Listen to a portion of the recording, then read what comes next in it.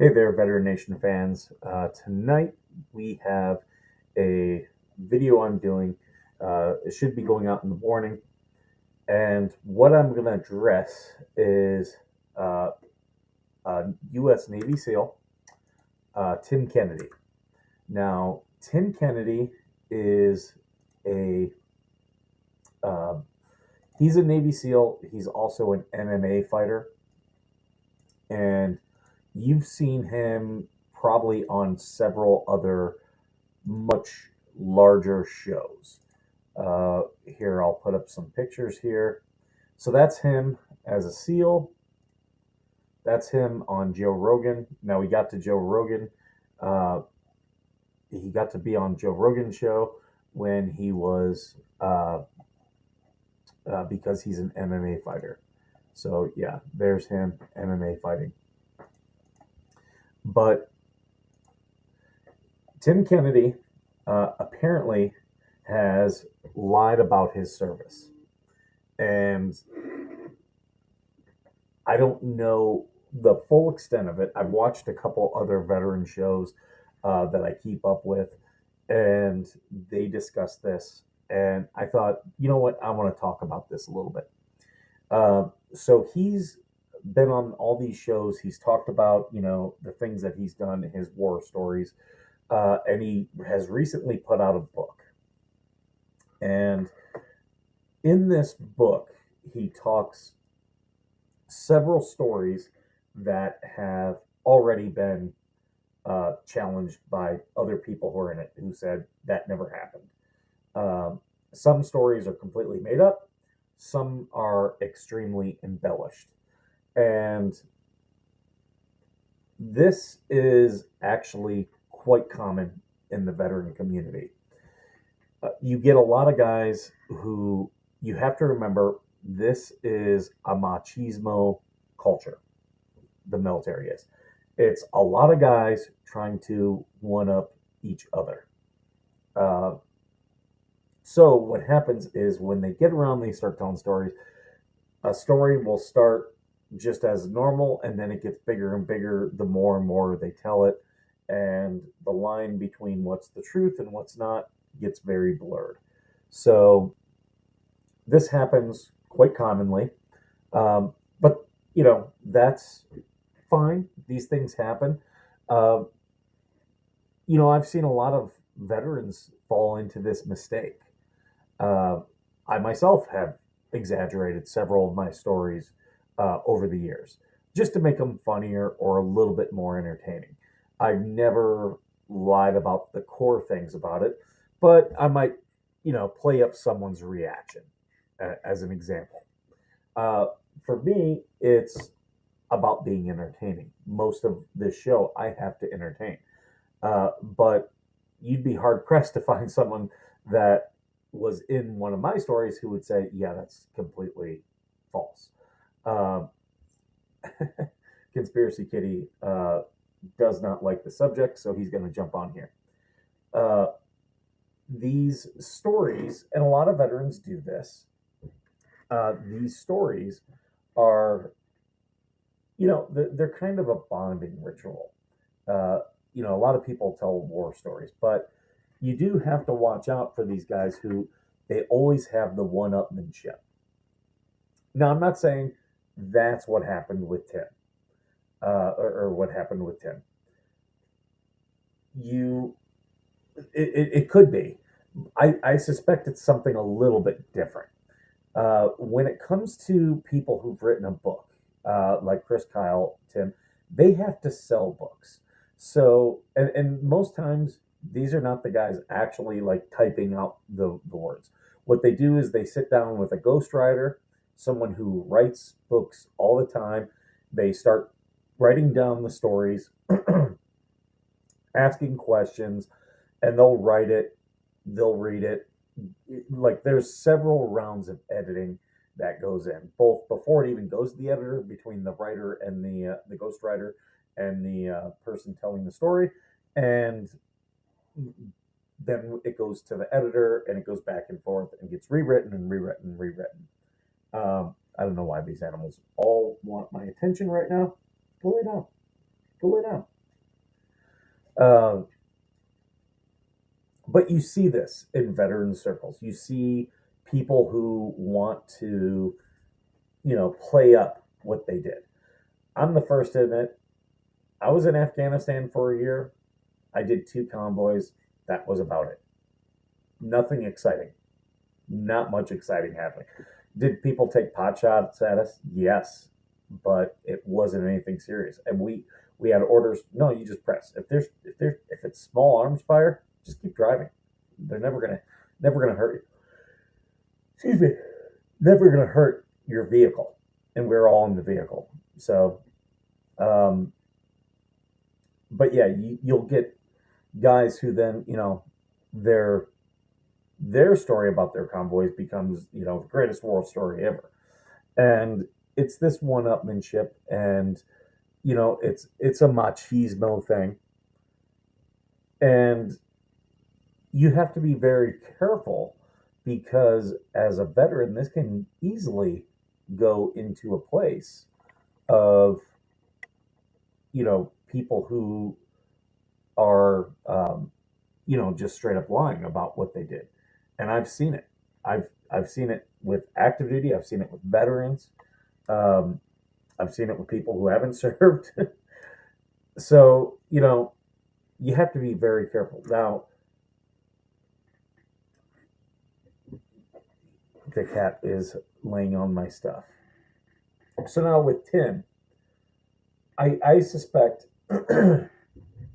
I suspect he was probably goaded by his ghostwriter and his editor.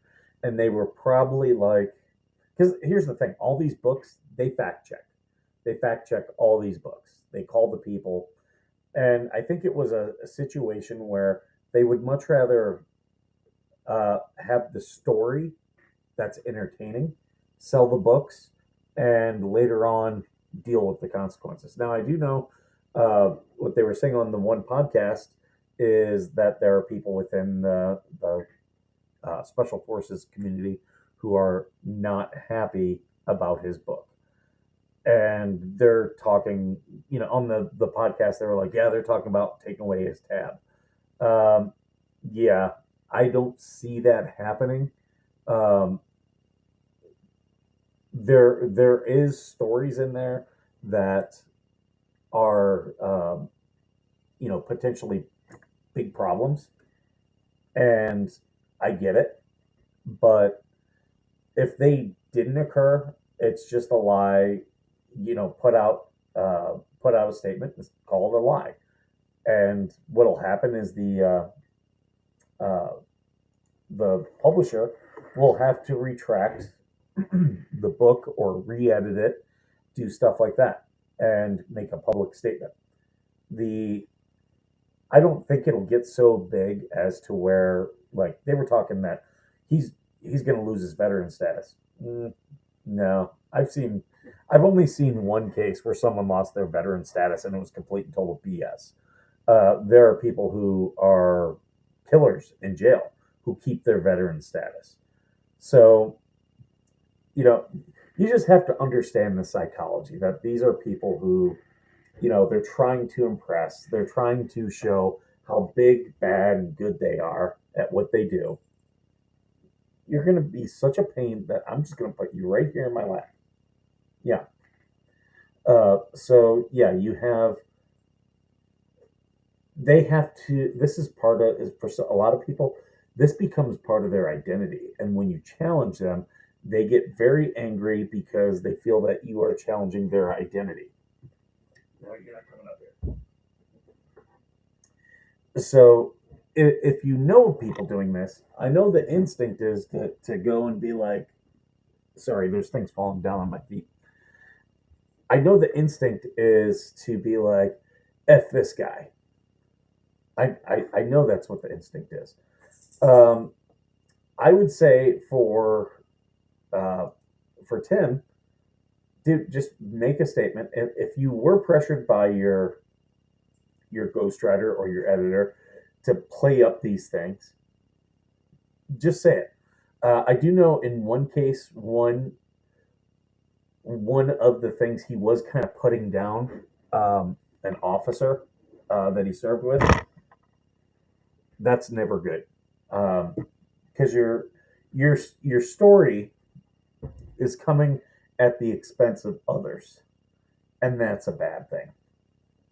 Uh, and yeah, you shouldn't you shouldn't do that. That's crossing a definitive line. So if I were Tim, I would absolutely address what's happening. I would, if it was a problem with the publisher, I would call it out. You know, if he was the one behind this, if I were the publisher, I'd call him out because they make everybody look bad doing this stuff. It, yeah, these are not good situations, but there are people who want to grab their pitchforks, and you know, I can recognize this is actually pretty common. There's some psychology behind it as to why they do it. It's a need because they feel important. Even though this show is Veteran Nation and I'm known as the skipper, in my day to day life, me being a veteran is a small part of who I am personally. It's not my identity. If I were to die tomorrow and people were to eulogize me, I would want them to talk about me being a dad first and foremost, because that's the most important job and the most fun job that I have. Being a veteran, yeah, it's a good thing. I'm proud of it, um, but it's not all that's there. It's what you all see. You all see this, and this is because it's the online persona I put out there.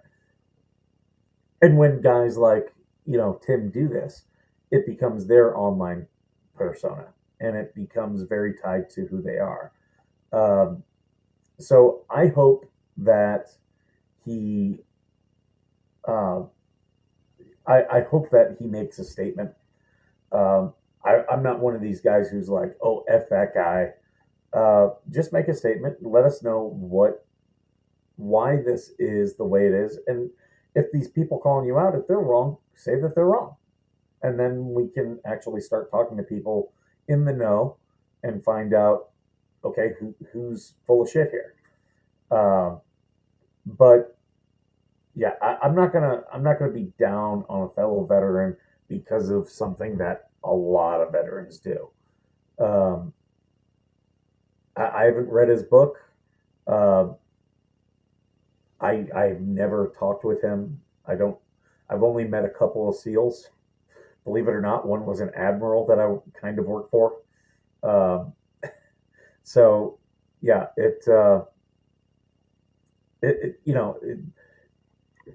I'm not I'm not going to jump on this. Grab the pitchforks. Let's go get him. Because a lot of people do that, and I think that's equally wrong. Um, Especially when it comes to a lot of veterans who have PTSD. They'll do this stuff because they're trying to, uh, take a part of their life that they're proud of and, highlight it, just doing it in a wrong way is what I'll say. So, uh, yeah, that's where I am with this. But I just wanted to address this because he's one of these veterans that's out there and he's talking and people hear about him. Um, Believe it or not, I'm the most suspicious when someone says they're special forces. I'm not calling Tim uh, stolen valor or anything like that. It just normally when you hear someone's special forces, you tend to hear these type of stories. They tend to happen. Sometimes it is stolen valor, not every time. Sometimes it's just a guy just telling war stories, and they're like fishing stories sometimes. Yeah, yeah, I got one this big. you know, so that's my take on it. Take it for what it's worth, whatever you want to think or believe about it. But that's if you come to me, that's the skipper's take on this, and these type of stories. I'm not. Yeah, these things can be handled very reasonably, and that's how I believe.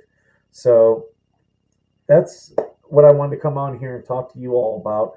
I hope you all have a great day. And as usual, thank you for being worth serving.